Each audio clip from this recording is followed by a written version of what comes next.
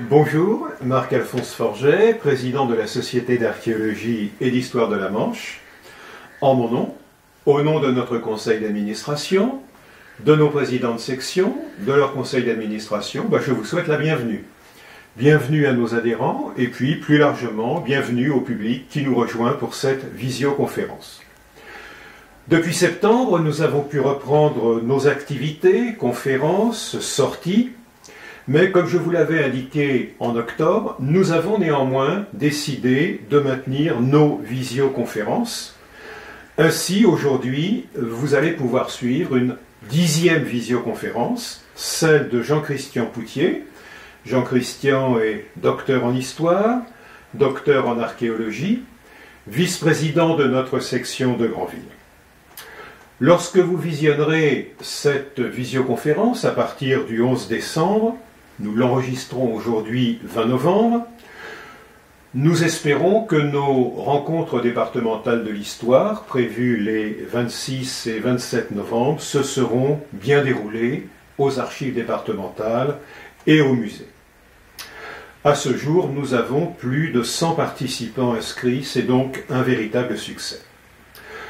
Le 11 décembre, vous aurez normalement reçu le dernier fascicule 2021 de la Revue de la Manche. Comme nous sommes proches de Noël, j'en profite pour, au nom de notre CA, vous souhaiter de belles fêtes, de belles et heureuses fêtes de fin d'année.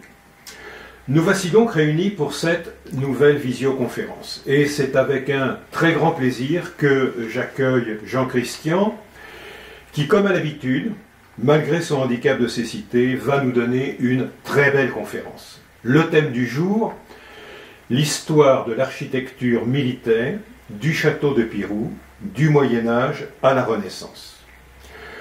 Jean-Christian, dans son activité professionnelle, a piloté de nombreux chantiers de fouilles dans la région, citons notamment le château de Regnéville, à Granville, à Avranches.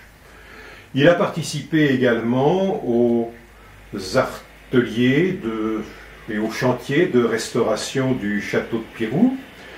Et il a également travaillé hors de nos frontières, notamment au Moyen-Orient, en Europe centrale, et il est passionné par toute la période qui suit les croisades.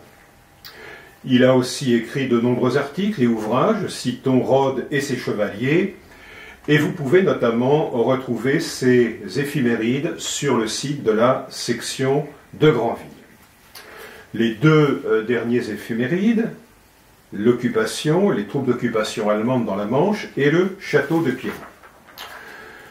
Jean-Christian va nous faire voyager à travers le temps, de la mode cadastrale des premiers seigneurs autour de l'an 1000, au temps moderne, en passant par la Renaissance. Je vais donc, Jean-Christian, te passer le relais. Merci. Et en fin de conférence, nous ferons ensemble une synthèse de ton intervention. À toi de jouer. Merci. Bonjour à tous. Heureux de vous voir, si je puis dire. Je vous emmène à Pirou. Tout le monde connaît Pirou. Ceux qui ne connaissent pas Pirou, la honte soit sur eux. C'est un lieu enchanteur. Aux alentours de l'an 1000, la Normandie est un pays plein. Un gros essor démographique et, bien sûr, une société bouillonnante.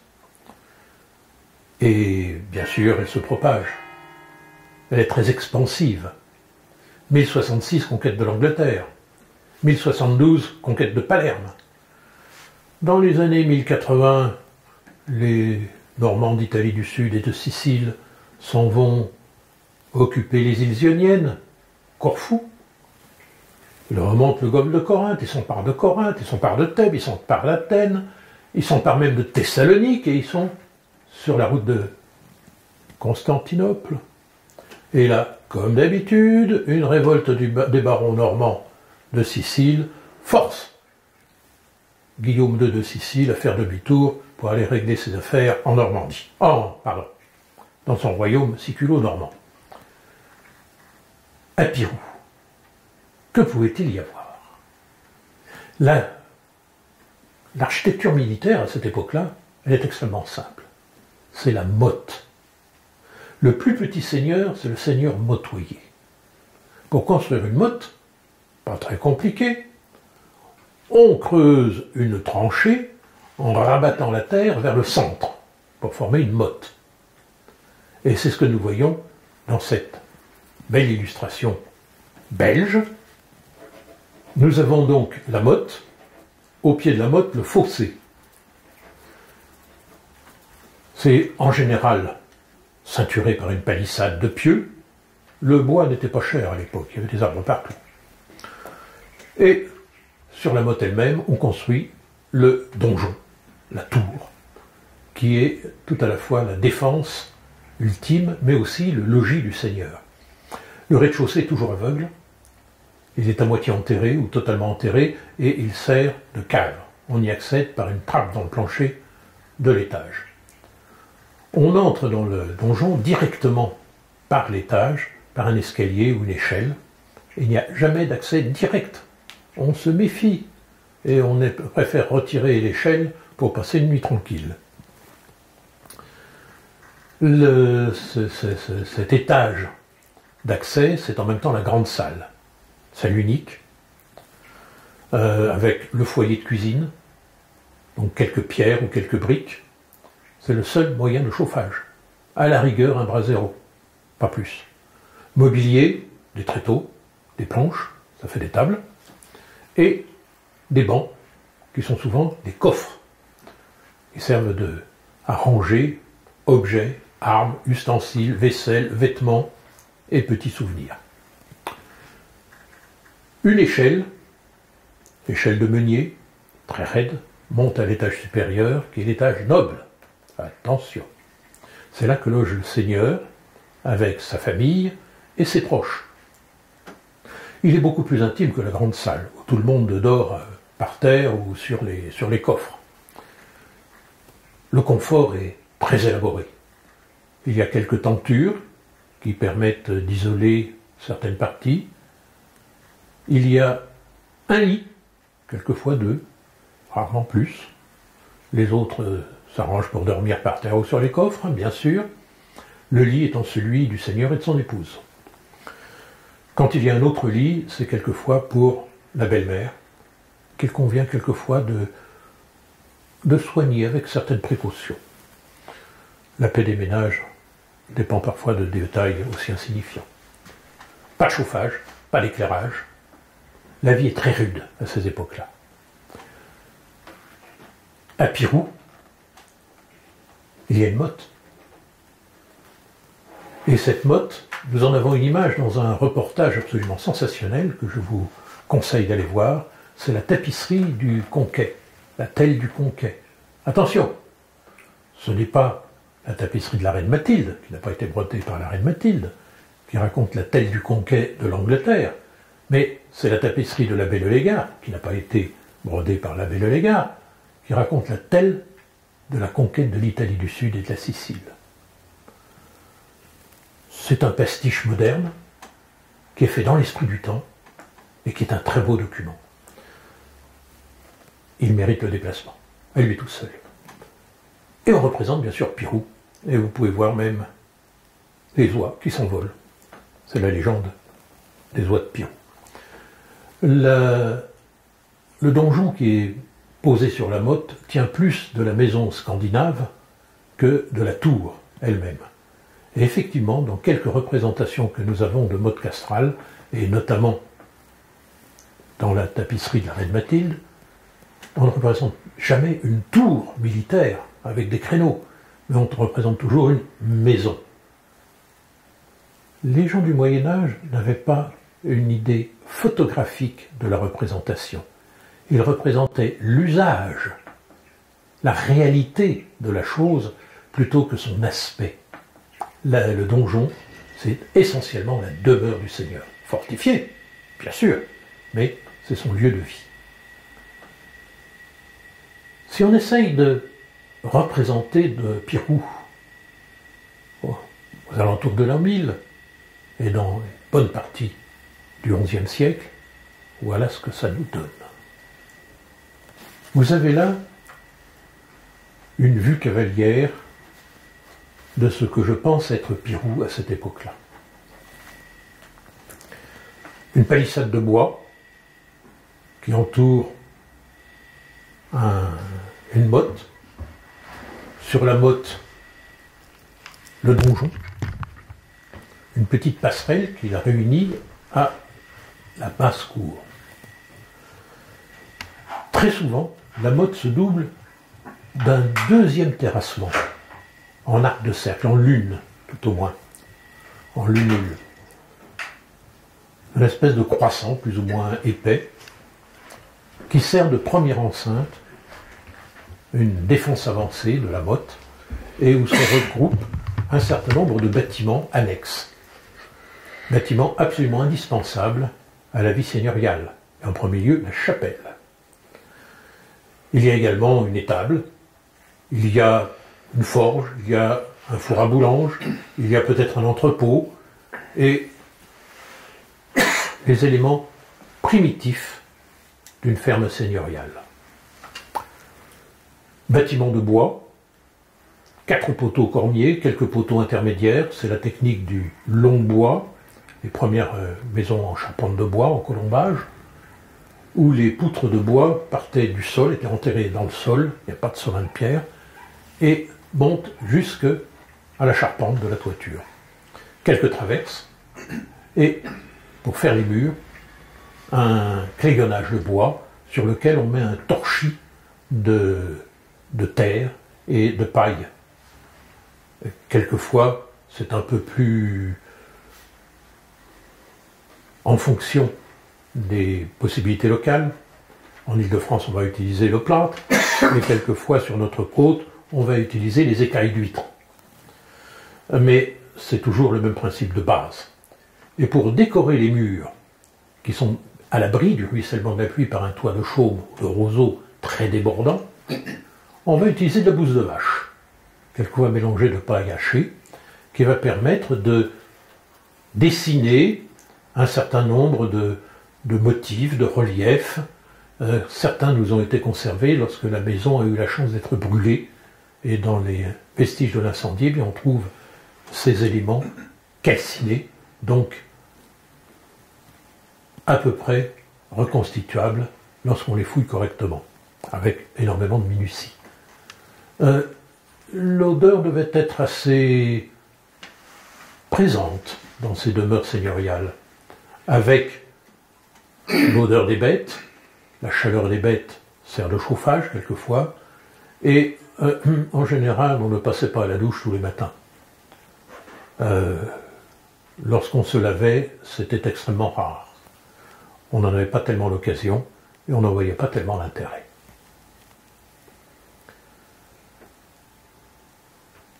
Ce château, tel qu'il est, en bois, se trouve dans des miels qui étaient très humides.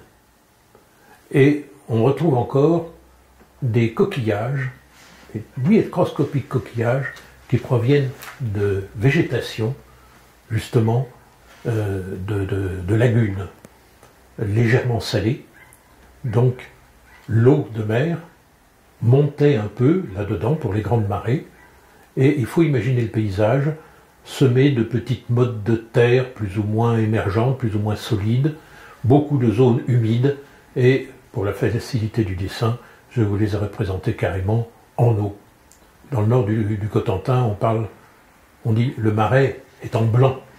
Il est recouvert d'1 centimètre, 2 centimètres d'eau, qui donne l'impression d'avoir un grand miroir. Les seigneurs de Pirou ont un emplacement idéal.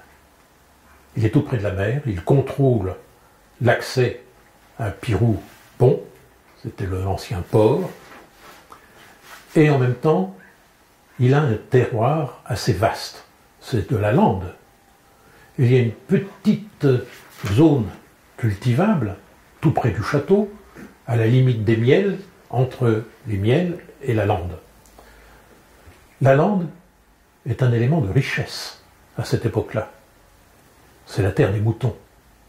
Le bétail le plus courant, et celui qui est le plus rentable, c'est le mouton. Tous les textiles sont faits avec de la laine, presque tous. Autrement, c'est par exemple le chanvre ou le lin qui sert à se vêtir. Mais là aussi, il faut des terres humides. Donc, des miels, de la lande, c'est absolument parfait. Les seigneurs de Pirou étaient des gens puissants. Ils avaient des bons revenus. Et au bout d'un certain temps, pas très longtemps, un siècle tout au plus, ils ont commencé à modifier complètement leurs habitudes. On a construit un donjon de pierre et on a ceint le château d'une enceinte de pierre. La féodalité était vraiment bien implantée. Voici le blason des seigneurs de Pirou, des Pirou, seigneurs de Pirou. Le casque qui surplombe l'écu, c'est en fait un cimier. Regardez, c'est une tête de canard. L'origine n'est pas l'oie comme animal symbolique de Pirou, c'est arrivé plus tard, vraisemblablement au XVIIe siècle. C'est le canard. Les armes des Pirou ont un cimier en ce qu'on appelle arme parlante, c'est-à-dire que lorsqu'on le voit, lorsqu'on dit le nom du bestiau, on dit le nom de la famille et le nom du lieu. Vous savez comment on dit canard en vue pré-chinois? On dit un piron, par chelou. C'est l'explication, c'est comme ça que le comprenaient les gens du Moyen-Âge. Pour eux, dès qu'on disait Pirou, ils avaient une silhouette de canard qui se trimballait quelque part. Mais cette construction de pierre, quelle pouvait-elle être? Ce château était dans un très triste état lorsqu'avec une bande de galopins de mon âge, c'était en 1966, sous la houlette de Gérard Ducœur, nous avons commencé les premiers travaux de déblaiement et de restauration. 1966. J'y suis resté jusqu'en 72, et le chantier de bénévoles a duré jusqu'en 74. C'est donc l'un des premiers sites où j'ai sévi pour satisfaire ma coupable passion de l'histoire et de l'archéologie. Ce château que vous voyez vu du ciel, nous n'allons pas le visiter de façon normale. Quand vous visitez le château, vous avez une visite topographique. Je vais vous en faire une visite chronologique. Et bien sûr, en commençant par les périodes les plus anciennes, c'est-à-dire celles qui sont les moins connues, celles qui ont laissé le moins de vestiges. Mais vous verrez qu'avec un petit peu d'attention sur ce qui reste, et en comparant avec ce qui subsiste par ailleurs, on arrive à des choses assez décoiffantes. Mais d'abord, essayons de nous repérer sur les lieux. Tous les plans sont sur le même fond de plan, histoire de ne pas trop vous perdre. Voilà le château tel qu'il existe à l'heure actuelle. Tous les plans sont orientés le haut vers le nord. Je vous rappelle les parties principales. Nous commençons tout à fait au nord par la chaussée qui mène à Pirou-Pont, avec la première porte, une esplanade, une tour carrée pour la deuxième porte. Je crois que c'est le numéro 2 sur le plan. Il y a ensuite une grande barbacane où nous tournons à angle droit pour suivre les douves, la troisième porte, les lys qui sont entre la muraille extérieure et les douves. Nous arrivons dans la basse-cour et de nouveau angle droit et nous remontons vers le nord en franchissant le petit pont qui nous amène dans l'îlot central. L'îlot central avec un retour vers le passé, et c'est là où je vous emmène. Nous repassons de l'autre côté de la douve. Voici la partie la plus ancienne du château. C'est la plus photogénique, je suis d'accord avec vous. Mais peut-on la comprendre? Regardez la maçonnerie. Il y a des reprises, il y a des manques, il y a des choses un peu aberrantes. Lorsqu'on regarde d'un peu près la petite tourelle qui est sur la droite, on voit une saillie de pierre qui fait tout le tour. Elle n'a rien à faire là. Quand on regarde vers la gauche, il y a la même tourelle, mais écrêtée au niveau du chemin de ronde. Il faut donc imaginer deux tourelles à peu près jumelles, arrivant à la même hauteur et avec le même dispositif. Ce bandeau de pierre en saillie, c'est en fait un solin. C'est l'étanchéité entre une toiture et une maçonnerie. On peut en avoir une nouvelle preuve. Nous sommes là, sur le chemin de ronde, et nous regardons la tourelle. Vous voyez dans le vide, en l'air, une ancienne porte qui était partiellement murée pour la transformer en fenêtre. Il y avait donc là un étage. Il y a donc un solin de toiture au-dessus. On va pouvoir essayer de remettre ça à plat sur un autre dessin. Mettons côte à côte la vue générale de ce fragment des murailles et ce qu'on peut arriver à en tirer. On restitue la tourelle qui manque, et on pose la toiture. Nous avons là le pignon d'une grande salle, une aula. Ça donnait en anglais le hall, et encore maintenant de nombreux châteaux, Whitehall, ne serait-ce que lui, sont désignés sous le nom de hall. Cette grande salle, c'était la salle d'assemblée, la salle de justice. C'est l'élément essentiel, symbolique du pouvoir. Cette grande salle, j'ai laissé dans le dessin le tracé du crénelage pour vous montrer la différence entre la partie restaurée, avec un crénelage qui n'a jamais existé à cette époque-là, et le pignon de cette grande salle. Si on regarde sur le côté de cette grande salle, nous avons donc, à ce moment-là, je l'ai dessiné un peu vite. Je pense qu'il y avait 2 étages, ne serait-ce qu'à cause de la porte qui me donne maintenant dans le vide. Et la partie basse devait être peut-être voûtée, mais peut-être simplement planchéiée. Et vous avez la trace du larmier, vous voyez, ça correspond exactement à la hauteur de la toiture. Ce goutreau vous montre à peu près les proportions. Une aula, ça fait 2 fois et demi la largeur du pignon. Vous avez un très bel exemple au château de Caen, c'est la salle de l'échiquier. Ce bâtiment-là, c'est une aula. Les tourelles reposent sur une petite arcade qui fait la jonction entre la courtine, le mur d'enceinte crénelé, et la tourelle elle-même.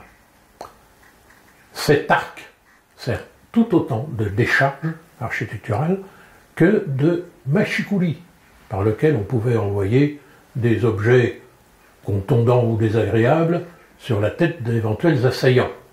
Mais ça permettait également, pour les hommes d'armes, de poser culotte et de se soulager en laissant tomber leur paquet directement dans la douve. Les gens du Moyen-Âge étaient très vivants. Et ils ne s'embarrassaient pas des choses de la vie, ils ne les masquaient pas avec une fausse pudeur comme nous le faisons maintenant. Ces machicoulis sur arc sont caractéristiques des constructions qui ont suivi les premiers retours des croisés en Occident.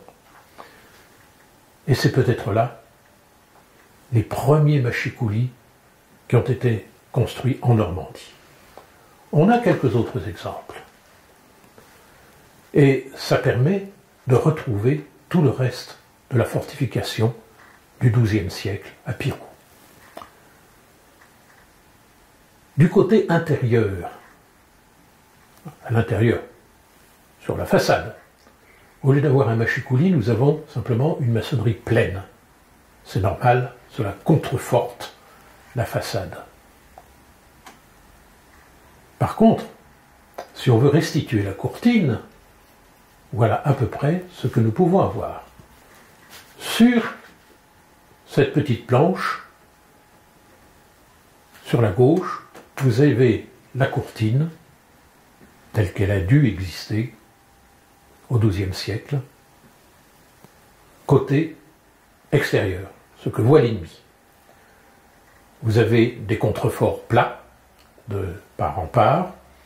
Au sommet de ces contreforts plats, une petite échauguette basse sur un double mâchicoulis, un à gauche, un à droite, pour ne pas faire de jaloux.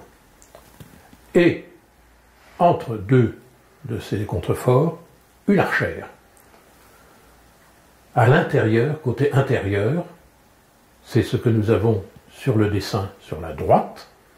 Vous voyez le chemin de ronde, les petites échauguettes, et entre les deux échauguettes, une grande arcature qui dessert l'archère.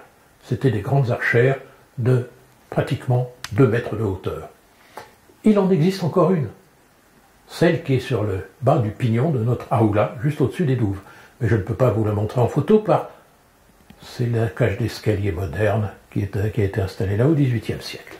Donc, on peut difficilement démonter l'escalier pour pouvoir prendre un cliché. Vous devrez malheureusement vous contenter de ce dessin. Mais si nous reportons au compas sur le plan du château les 2 tours de l'aoula, de place en place, on voit se dessiner peu à peu le plan du château. Sur ce plan, vous voyez que se reportent régulièrement les petits contreforts avec leurs échauguettes, avec leur archère entre les deux, et curieusement, cela coïncide à peu près avec le plan du château de bois que nous avons vu pour le XIe siècle. Cela s'interrompt au niveau du donjon, un donjon de pierre qui remplace le vieux donjon de bois, mais on n'a aucune trace de ce premier donjon de pierre. Je le verrais bien hexagonal ou mieux octogonal avec des contreforts plats aux angles. Ce serait assez classique.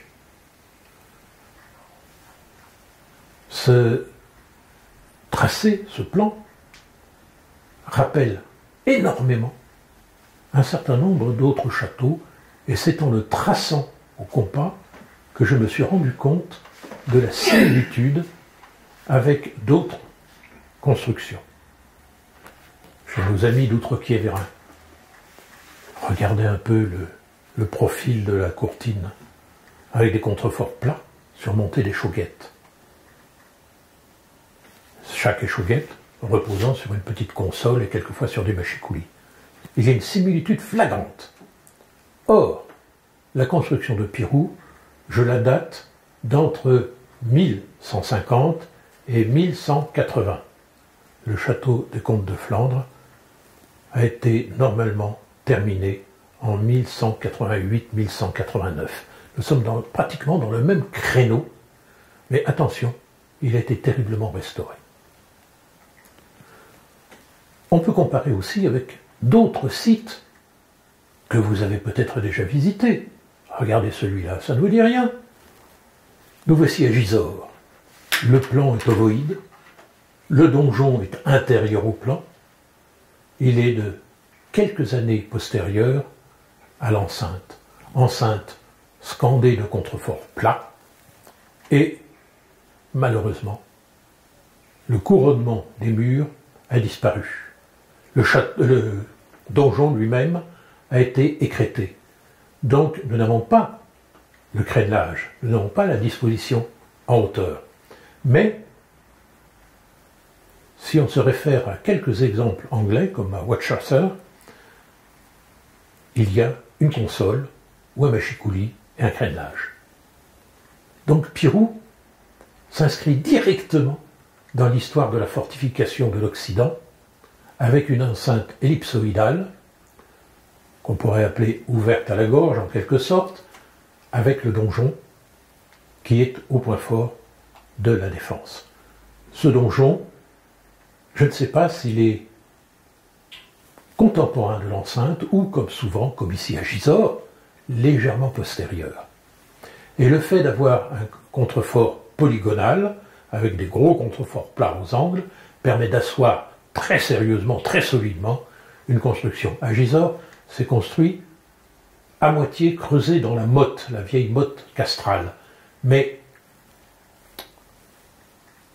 il a fallu faire très très attention parce que le sol n'est pas aussi stable que si on fait des fondations profondes en terrain normal.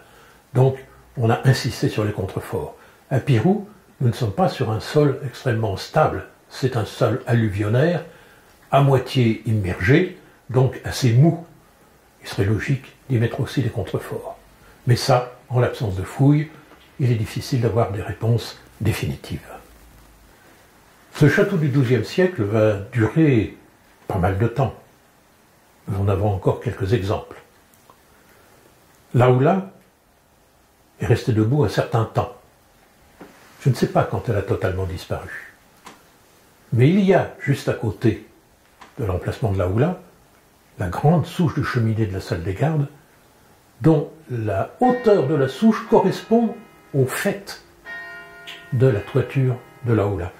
Pour cette charpente de l'aoula, j'ai pris tout simplement le bon vieux nombre d'or des charpentiers, un angle de 60 degrés pour la pente de la toiture. C'est ce qui dessine un triangle équilatéral. Et ça correspond exactement avec la hauteur de la souche de la cheminée XVIIe siècle. Donc la houla, au moins partiellement, a duré longtemps. Quelle pouvait être sa base? Eh bien, sa base, on la retrouve avec une ancienne porte que nous avons trouvée derrière une maçonnerie, dans une maçonnerie. Regardez. Surprise, nous constatons que deux maçonneries sont collées l'une contre l'autre. On a fait un petit sondage pour voir ce qu'il y a derrière et se dessine l'ancienne porte de ce que nous appelons maintenant la salle des gardes. Elle est contemporaine de la houla. Son seuil n'est pas encore totalement dégagé. Il faudrait faire une fouille, ce qui est une autre démarche qui n'a pas encore été faite à Pirou. Il faudra un jour fouiller à Pirou. Il y a des merveilles à sortir. Mais ça nous donne une idée approximative du niveau du sol de la houla. Il y a vraiment de quoi faire 2 étages. Avec cette féodalité bien installée, les seigneurs de Pirou sont au maximum de leur puissance. Il y en a même un qui est un chevalier du temple. Et oui, il y a eu un Pirou templier qui a été commis à la garde du château de Gisors à la toute fin du XIIe siècle. Au XIIIe siècle, à la fin du XIIIe siècle, au début du XIVe siècle, la famille de Pirou, qui avait beaucoup essaimé, commence à s'étioler. Et finalement, la dernière héritière des Pirou épouse un Lahaye. Nous sommes au début du XIVe siècle, et le malheureux va commencer à avoir pas mal de soucis. Il va connaître la grande peste, puis ensuite, il va voir débarquer un certain Charles II, dit le Mauvais, comte d'Évreux et roi de Navarre. Il est le fils de Jeanne de France, fille unique de Louis X le Lutin, et donc normalement l'héritier des Capétiens directs. Mais sa mère a été éloignée du trône, et il se sent dépossédé par ses oncles, et surtout son cousin, le jeune Charles de Valois. Et il va tenter, par tous les moyens, lui qui est en famille avec les plus grands de l'Europe, et qui se considère comme l'héritier, non seulement de la couronne de Navarre, par son père, mais aussi de la couronne de France, par sa mère, il va tenter de s'immiscer dans le conflit dynastique qui oppose Français et Anglais. Et en plus de ça, il est un panachiste du Cotentin. Son lieutenant sur place, l'évêque d'Avranches, lui construit un château-résidence. Vous l'avez peut-être vu. On ne peut pas le louper. C'est le château de Regnéville. Et son énorme donjon. C'était la résidence de Normandie pour Charles II le Mauvais, roi de Navarre. Et continuellement, cela va osciller. La guerre de Cent Ans a commencé, et le château de Pirou va subir pas mal d'avanies. Il y a une période assez trouble où je ne vois pas encore très bien ce qui est vraiment ancien et ce qui a été construit juste à cette époque. Ce château de Pirou, il y a des éléments qui sont très certainement anciens ou qui reposent sur des éléments anciens, récemment contemporains de là ou là. L'arrivée de la chaussée qui rejoint le château avec le pont, c'est une porterie.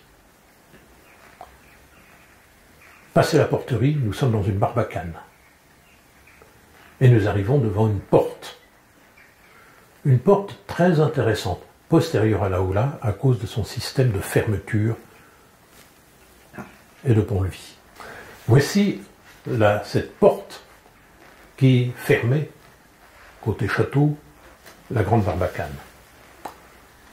Une porte charretière et sur le côté une petite porte piétonne. Ce qui est très intéressant, c'est d'observer de près cette porte piétonne. Mais avant, regardons le crénelage. Il a pu être reconstitué parce que dans le mur de la petite tourelle qui est à gauche, qui flanque cette muraille, il y avait l'arraché du crénelage. Nous avons donc exactement la hauteur des créneaux. Mais la restauration qui a été faite au-dessus de la grande arcade est parfaitement théorique et n'a pas sa place ici, car il y avait une douve avec un pont-levis, et donc impossible d'avoir des créneaux placés de cette façon. Il y avait un système de levage du pont-levis, mais on n'en voit pas la trace. Quant à la petite porte, la porte piétonne, elle a un intérêt tout à fait particulier. En effet, elle est la preuve qu'il y avait une douve. Regardez, sur cette petite porte piétonne, nous avons un renfoncement dans la maçonnerie. Lorsque le pont-levis était levé, avec une antenne unique au-dessus, il venait s'encastrer dans ce logement. Nous avons donc là la largeur du fossé que franchissait ce pont-levis. Le fossé était peut-être un peu plus large, avec une partie dormante sur laquelle venait reposer l'extrémité du pont-levis. Mais c'est la largeur minimum de ce fossé. C'est assez intéressant, car ça correspond exactement à une longueur en pied qui est complète. Donc la largeur du fossé, on peut la dessiner. Théoriquement, mais elle est là. Et avec quelques coups de pelleteuse correctement menés, on pourrait les restituer. Derrière cette porte, on a accès aux lices. Reprenons notre plan. Nous franchissons donc cette porte et nous entrons dans les lices. Une lisse, c'est l'espace qui est entre la muraille extérieure et la muraille intérieure. Ici, entre la muraille extérieure et le fossé. Cette muraille extérieure, elle n'a sans doute pas été construite très loin après la muraille de l'îlot du château lui-même au XIIe siècle. En effet, si on reporte au compas l'espace des tourelles, entre les deux tourelles que nous avons déjà pris pour le tracé de la courtine du XIIe siècle sur le château central, on retrouve un espacement assez régulier de traces d'arrachés ou, ce que j'ai pu dégager par des petits sondages en 1992, la base de contreforts plats. Donc, cette muraille extérieure, qui était certainement beaucoup plus haute, elle était au moins aussi haute que la muraille de la porte que nous venons de franchir. Elle était crénelée, très certainement, et de temps en temps, un contrefort la soutenait, contrefort qui devait être certainement surmonté d'une petite échauquette basse. Un assaillant qui serait venu par les miels ou par le bocage aurait donc vu un château formidable avec une première enceinte bordée de fossés. Le fossé a existé. On en a la preuve avec quelques carottages. Et au-dessus des contreforts plats surmontés d'une échauguette, à chaque fois on a l'impression d'avoir une tour en face de soi, apparaît plus loin derrière un deuxième château plus élevé, avec également tout un ensemble de tours qui le ceinturent. Une image assez formidable. Si nous continuons à suivre les lices, attention, la lice, c'est L-I-C-E. On entre en lice lorsqu'on s'approche de l'endroit important. On entre en lice lorsque l'on va tournoyer, ou tout au moins jouter. L'entraînement des hommes d'armes se faisait dans ce secteur-là, qui en général est suffisamment long, suffisamment large, pour pouvoir tirer à l'arc ou à l'arbalète, sans risquer de blesser un paysan qui s'affaire de l'autre côté. Et nous arrivons à la basse-cour, car peu à peu, les bâtiments annexes du donjon sont sortis de l'îlot central et forment la basse-cour extérieure. Basse-cour quadrangulaire, avec également une enceinte fortifiée, avec une porte fortifiée, un fossé, dont vous pouvez voir le tracé sur le plan, et qui est marqué en rouge. Ce qui est en rouge, c'est ce qui est restitué, ce qui est en noir étant ce qui subsiste. La chapelle existe, chapelle bâtie en pierre, et qui a pratiquement le même plan et le même emplacement que la chapelle actuelle. Cette fondation a été retrouvée, c'est la seule véritable fouille qui ait été faite à Pirou. À part la chapelle et un petit bâtiment à l'autre extrémité de la basse-cour, on n'a pas vraiment d'autres éléments, sauf peut-être l'angle le plus éloigné de la porte, où il y a un espace rectangulaire, mais je pense qu'il est carré. Ça devait être une ancienne tour d'angle, le soubassement est ancien. Ça a été reconstruit vraisemblablement au XVIIe siècle, ou XVIIIe. Mon dessin est, à mon avis, erroné, car le mur qui est sur la face ouest devait être un peu débordant, comme celui du sud, ce qui permet d'avoir véritablement une grosse tour carrée, là, et qui aurait pu permettre un flanquement des murs de cette basse-cour. Le château de Pirou, donc, s'est complété, s'est modernisé, est devenu un château féodal absolument formidable. C'est une très belle construction, mais malheureusement, la fortune des Pirou ne leur a pas permis de trop se développer. Et les Lahaye qui ont pris leur suite ont subi directement le poids de la guerre de 100 ans et des grandes mortalités. Le château n'a donc pas été véritablement entretenu dans cette période. Il se dégrade. Il y a une garnison navarraise qui prend ses quartiers. Le château a subi un certain nombre de dégâts. Et puis ensuite, que nous donnent les sceaux et les blasons. Le château de Pirou est confisqué par le roi Henri V d'Angleterre.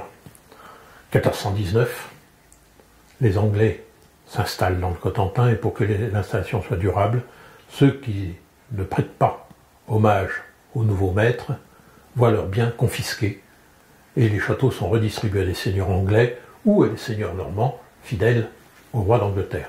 Depuis le traité de Troyes de 1420, c'est Henri V qui est officiellement roi de France et d'Angleterre, à la mort de Charles VI, où il lui a survécu de quelques mois seulement. Et c'est son jeune fils, Henri VI, d'Angleterre, qui est roi de France et d'Angleterre, de façon tout à fait légale. Et le dauphin Charles, lui, il a été déshérité. Il n'est pas le roi. Et puis un jour, il y a une pucelle qui s'est mêlée de l'affaire, et le cours de l'histoire a été changé. Mais pour le château de Pirou, ben, les Léais ont vu leur château confisqué. Et il est passé à Effréville. Ça ne lui a pas porté chance. 2 ans après, le château était de nouveau confisqué au sieur de Fréville et donné à un capitaine anglais. Celui-là, vous en avez déjà entendu parler. Vous l'avez reconnu. Bien sûr, vous ne connaissez que lui.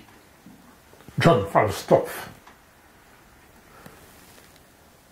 En normand, ce nom-là, ça se prononce Fatou. Il y a encore des Fatou dans la région. C'est un nom qui n'est pas très commun, mais qui n'est pas très rare non plus. Il est bien de chez nous. Ce sieur Falstaff, grand capitaine, devient donc le nouveau maître de Pirou. C'est un personnage considérable dans l'administration et dans l'armée britannique. Et il a même été régent de Normandie pour Henri VI, roi de France et d'Angleterre. C'est sous sa régence que l'atelier monétaire de Saint-Lô frappe les premiers saluts d'or. Les monnaies des rois de France, c'était l'agnelle ou mouton d'or, depuis Saint-Louis, première monnaie d'or d'Occident. Et les Anglais frappent les saluts d'or, où l'archange salue la Vierge en lui annonçant la bonne nouvelle. Ave Maria, gratia plena. Je vous salue Marie, pleine de grâce. C'est ce qui est représenté sur ces monnaies.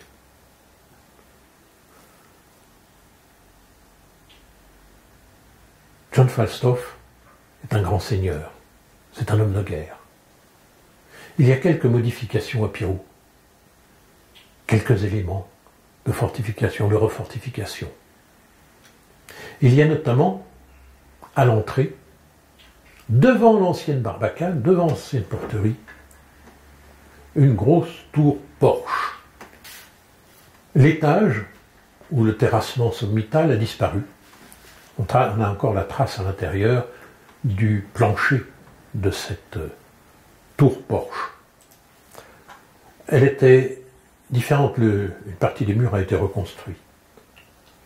Mais elle montre un nouveau système défensif.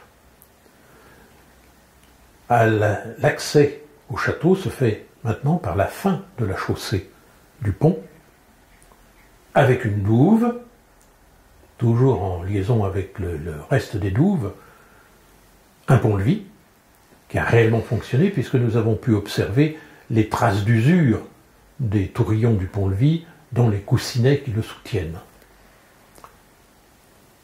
Une grande chambre carrée,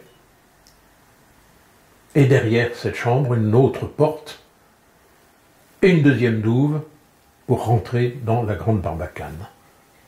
Il est vraisemblable que le bâtiment de la porterie, qui avait été reconnu en 66 et 67 par Gérard Ducœur, a disparu à ce moment-là. Mais il y avait encore un mur et un pont-levis. L'intérieur de cette tour est tout à fait intéressant. L'intérieur de cette tour porche est équipé de petites niches. Ce sont des sièges pour les hommes de garde. Et il y a également dans un mur un foyer, une cheminée. Ce qui indique que les hommes avaient là un confort minimum. Il devait vraisemblablement y avoir également une table. Et ils pouvaient là vivre à peu près pour monter la garde dans cette époque extrêmement troublée. Le château du XIIe siècle, et même avec ses ajouts du XIIIe et XIVe siècle, a, comme on dit, sacrément trinqué. Il y a eu plusieurs prises du château. On n'a pas exactement le détail, mais à la toute fin du XIVe siècle, il y a une petite note qui est envoyée à l'amiral de France, Jean de Vienne, qui est mort à la croisade de Nicopole sur les bords du Danube en 1396. La note en question doit être de 1392 ou 93. Elle indique que la grosse tour, c'est-à-dire le donjon, est ruiné et damagié. Et le logis est détruit, car le feu a pris et a brûlé le logis. Il a fallu reconstruire, et reconstruire énormément. Le donjon est-il à ce moment-là détruit? Il est vraisemblablement réparé, mais peut-être est-il reconstruit. En effet, on a sur le côté de l'emplacement du donjon, donnant sur la douve, une petite tourelle qui a été relevée et transformée en tourelle d'escalier pour desservir la promenade sur le chemin de ronde, reconstruction toute récente qui a juste quelques années. Cette tourelle, c'était la descente des latrines, qui débouchaient directement dans les douves. La sortie de ces latrines, la base du conduit, est sous le niveau supérieur des douves, si bien que de l'extérieur, un observateur mal intentionné ne peut pas voir s'il y a quelqu'un qui est en train de soulager ses entrailles. Car, dans d'autres cas, des tireurs d'arc ou d'arbalète mal intentionnés pouvaient envoyer un projectile dans les œuvres vives d'un homme d'armes qui pensait retrouver un peu de sérénité après cette station assise.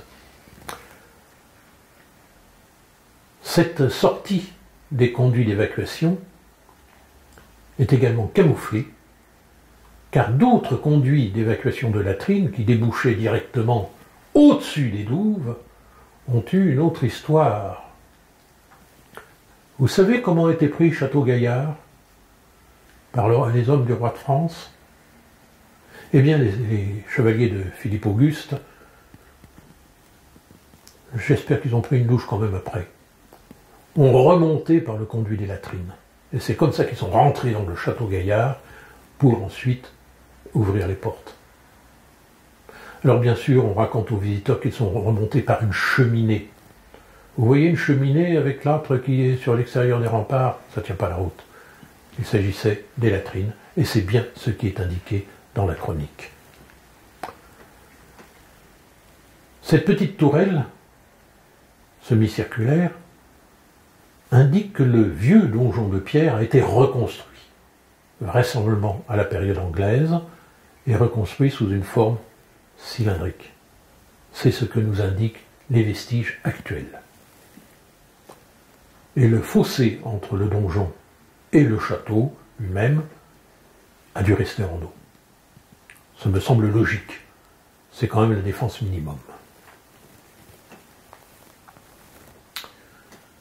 Il y a aussi un autre aménagement qui est tout à fait intéressant. C'est dans la basse-cour. Sur le plan, nous voyons, pour pénétrer dans le château, une petite barbacane circulaire dans la basse-cour. C'est un dispositif tout à fait intéressant. Et l'entrée de cette barbacane, qui est rasée au niveau du sol, mais nous en avons retrouvé les fondations, se trouve face aux bâtiments de la basse-cour les plus éloignés de la porte d'entrée. Et juste dans l'axe, il y a dans ce bâtiment une petite fenêtre carrée, qui est une ancienne canonnière, qui permettait de battre pas avec des gros boulets de pierre.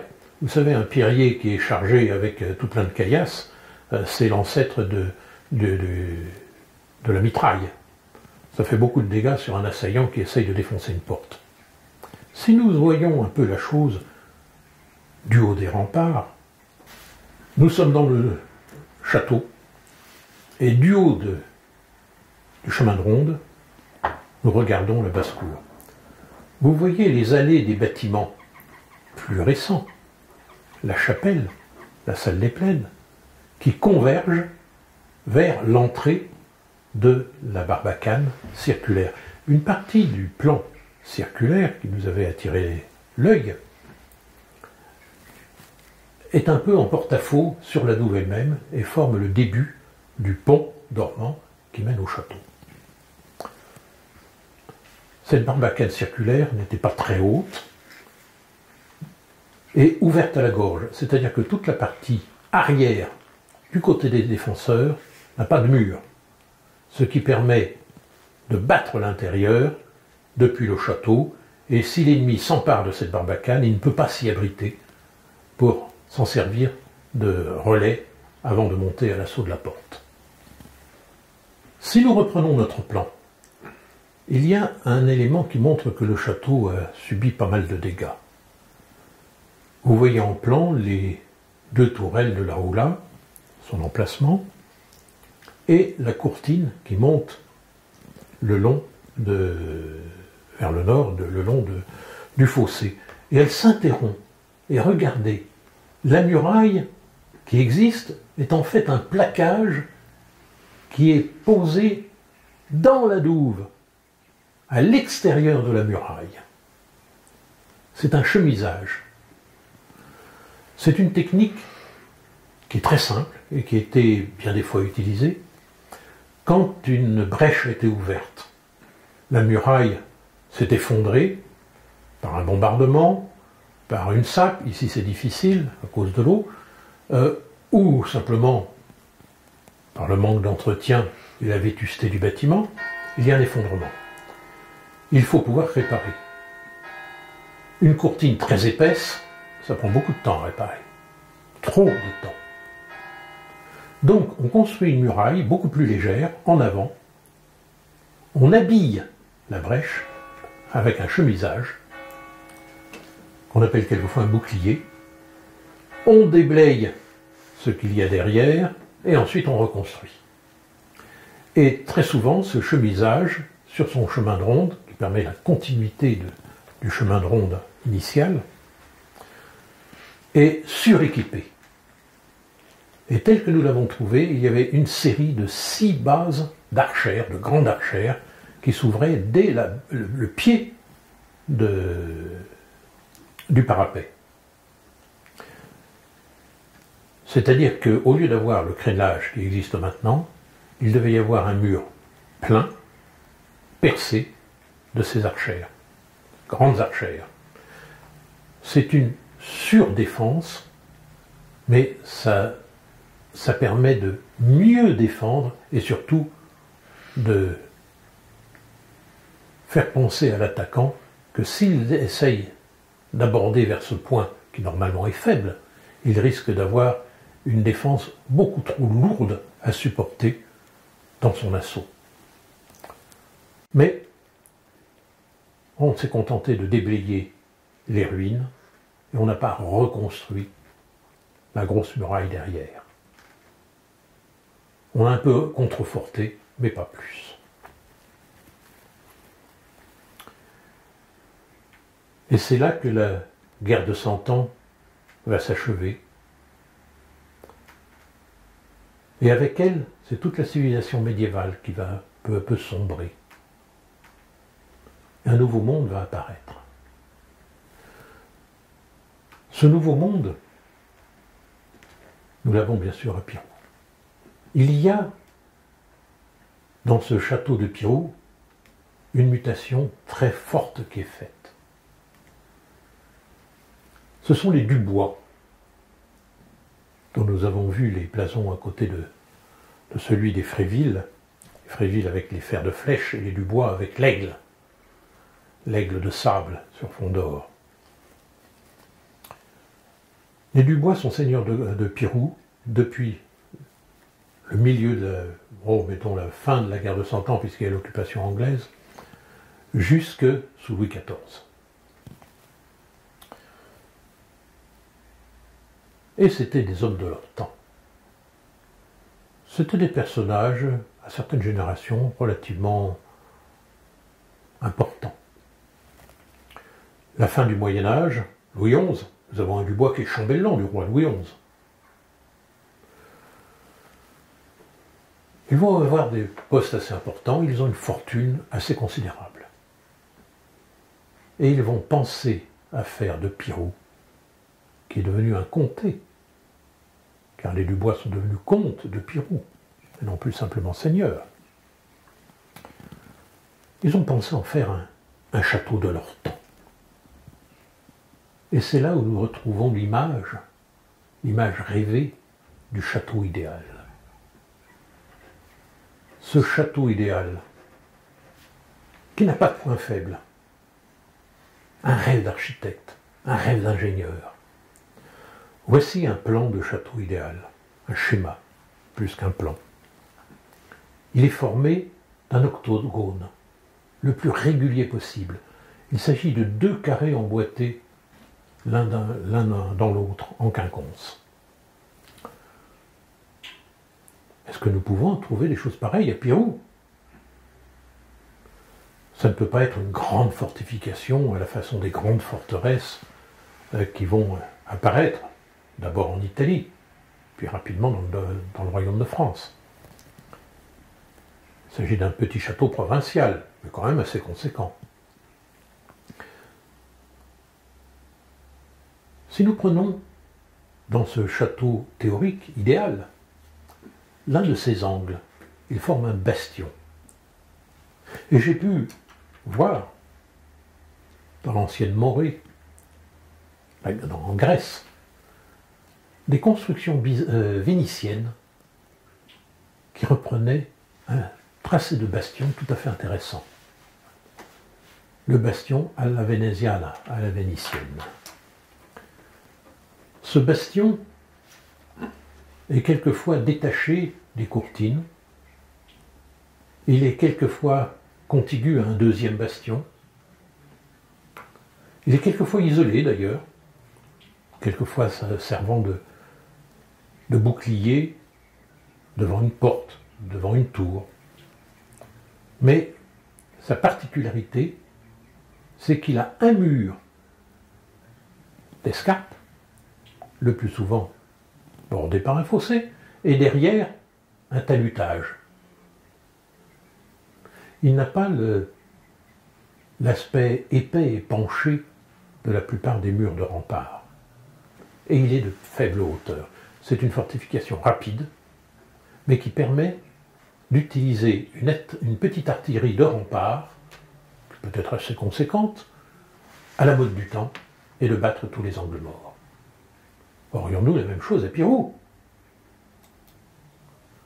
J'avais eu depuis longtemps l'œil attiré par un curieux angle. Ce curieux angle ne correspond à rien. La maçonnerie est assez semblable au reste de cette courtine extérieure, mais ça ne me laissait pas très satisfait. Puis un jour, je me suis dit, si on remplit cette terre, ça fera un chouette bastion. Il sert actuellement de fond à la stèle érigée à la mémoire de l'abbé Le Légard, le restaurateur du château. Regardons un peu ce que ça nous donne sur le plan. Nous avons ce curieux angle que j'avais déjà baptisé bastion. Il se trouve au nord-est.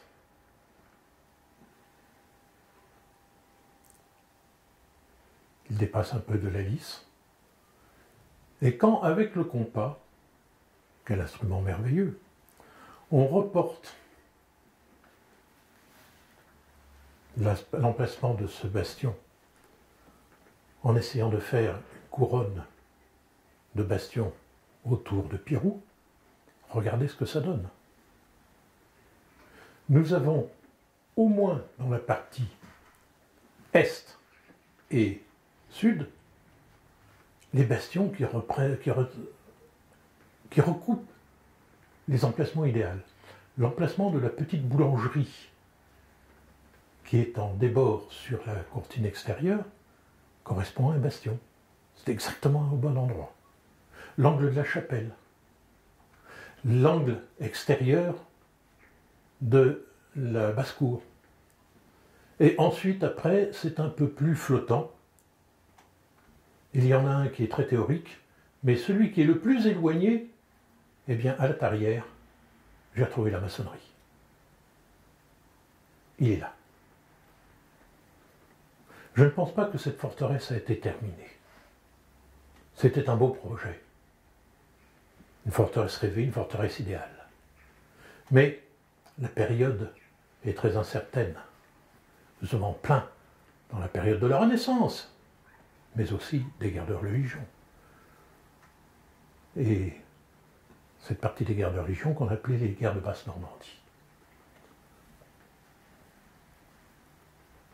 Et je pense que cette belle forteresse n'a jamais été terminée. Il y a quand même une deuxième fortification qui a été faite dès cette époque-là et qui a peut-être été continuée par la suite, après que le grand projet ait été abandonné. Regardons ce qui se passe à l'entrée actuelle du château. Cette première porte qu'on voit à l'entrée, elle est sur l'emplacement d'une porte un peu plus ancienne, de 2 siècles plus ancienne, mais elle a été reconstruite à cette période-là, avec une ligne de trous à feu. Ces petits trous circulaires qui permettent de mettre une escopette, une espingole, une hacquebute ou une petite coulevrine à main. Plus tard, ce sera une arquebuse et qui peut faire beaucoup de dégâts. On n'a pas besoin de viser. Lorsqu'il y a une attaque frontale, on tire en salve à hauteur d'homme. Il y a quand même ce qu'on appelle des fenêtres armées. Vous voyez une petite fenêtre carrée avec le trou à feu qui est en dessous. Si nous regardons ce qui se passe derrière la porte, du côté des défenseurs, nous avons cette fenêtre armée et les trous à feu qui sont, vous voyez, beaucoup plus larges du côté intérieur. Cette défense devient systématique. La porte d'entrée est flanquée de 2 casemates qui permettent un tir en enfilade, toujours par des trous à feu, de tous les côtés. Ces casemates sont munies d'un petit placard à poudre, garde-manger, en dessous un petit évier avec évacuation vers l'extérieur, et encore en dessous une trappe dans le sol. C'est l'ouverture de la fosse des Anses. C'était les bases de tours médiévales transformées en casemates. Regardez la toiture en tas de charge. Nous allons retrouver ça sur la porte qui donne accès aux lys. Cette modification, nous la retrouvons sur la toiture de la petite tourelle à l'extrême gauche de cette muraille. Toiture en pyramide, en tas de charge, toujours avec du schiste de la feuillie. Les trous à feu qui sont incrustés dans cette toiture sont purement décoratifs. On a à peine la place de mettre la tête dans l'intérieur de la pyramide. On ne peut pas manœuvrer une arme à feu. Et ça servait au mieux à tirer sur les pigeons. Et au sommet, un chignon de pierre, sans doute beaucoup plus ancien, qui est creux, qui permet de planter là la hampe d'une bannière. Je vous signale aussi les 2 énormes contreforts qui flanquent la grande porte que vous voyez. Ces contreforts sont de la même époque. Mais ce ne sont certainement pas des contreforts. En plus de ça, ils produisent des angles morts considérables.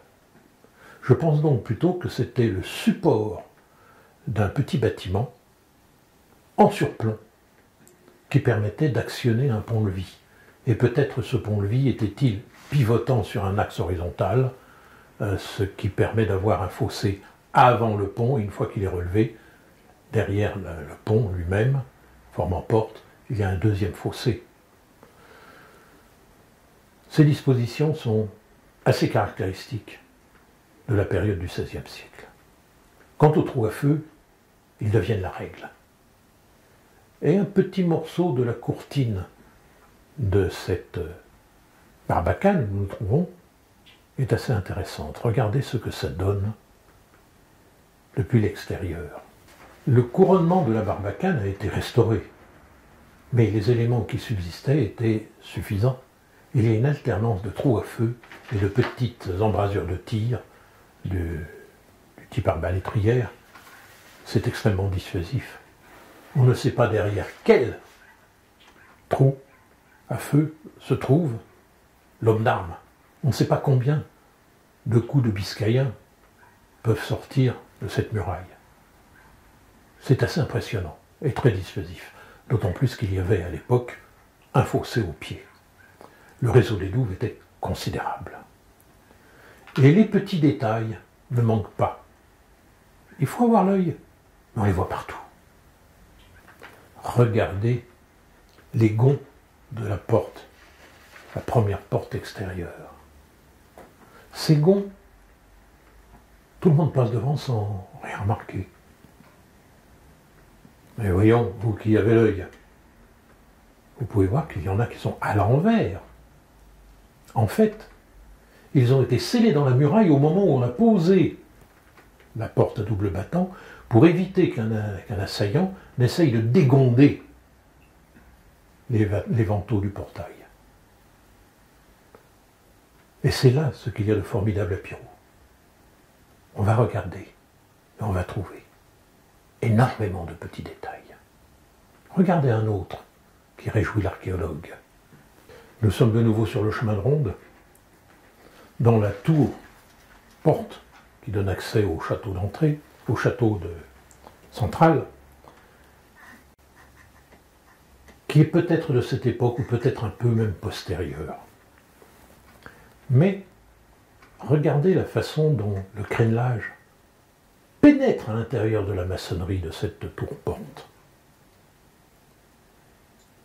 Il n'était pas très visible, il y avait un petit arraché avec juste une maçonnerie mal collée, mais ça a permis d'avoir la hauteur précise du crénelage, là encore.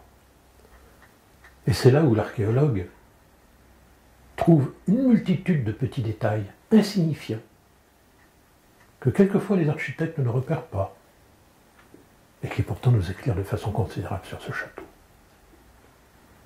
Alors ce château de la Renaissance, quel était-il? Il a certainement été reconstruit sous forme de château-résidence. Mais il n'en reste rien. Ou plutôt, il n'en reste presque rien.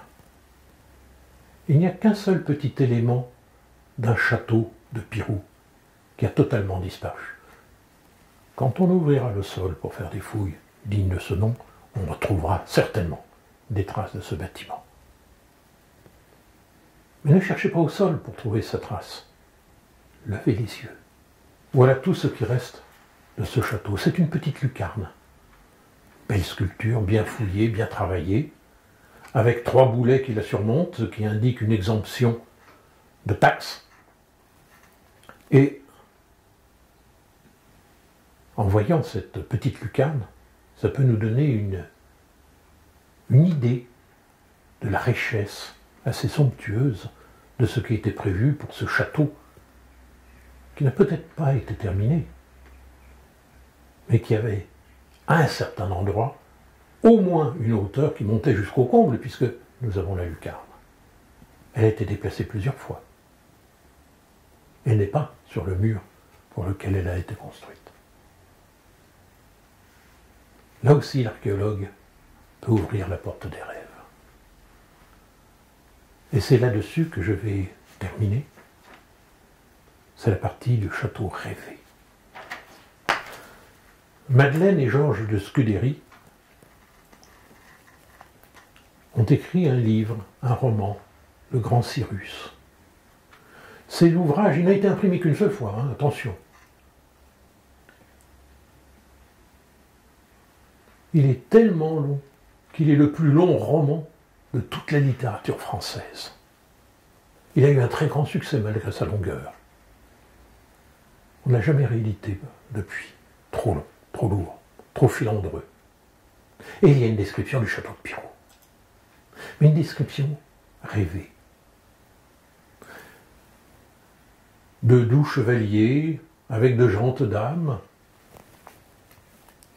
se promènent sur des pièces d'eau, des douves, qui vont d'un endroit à l'autre, d'une enceinte à l'autre, au pied du château de Pirou, qui tire son nom de Pyros, le feu, puisqu'il était créé, c'est bien évident, par des Grecs, de l'Antiquité. Pourquoi pas? Nous rêvons. Et on franchit 5 enceintes. Je vous rappelle que le château avait 5 portes. Avant d'arriver dans le château central, où au fond des salles se trouve une petite pièce, qui est une caverne, à la façon du temps, décorée de coquillages. Nous avons retrouvé une petite salle comme ça, décorée, les murs décorés de coquillages. Voilà une description de Pirou qui est tout à fait amusante, très exagérée, mais rêvée. Et c'est là où l'archéologue doit laisser la place. Il pose sa truelle, il pose son stylo. Il rêve et il sourit. Sa machine à remonter le temps ne l'empêche pas, malgré une rigueur scientifique, de s'ouvrir au rêve. Mais ça, c'est une autre histoire. Et je vous remercie pour votre patience. Eh bien, Jean-Christian, grand merci à toi pour ce, je serais tenté de dire, pour rester quelque part dans la connotation du rêve, pour ce merveilleux voyage que tu nous as fait faire à travers le temps. Tu nous as montré et rappelé que dans ce travail d'archéologie, on pouvait déduire beaucoup à partir de peu. Et que l'observation fine, c'est vraiment quelque chose de tout à fait essentiel. Et puis je crois que si on passe du rêve à la projection sur l'avenir, mais ça peut être aussi une forme de rêve, mais il faudrait qu'elle se concrétise, c'est qu'il y a encore des ressources, je dirais, à découvrir à partir de fouilles qui pourraient être menées sur ce lieu. Tout à fait, tout à fait. Donc encore merci à toi pour cette belle conférence. Merci.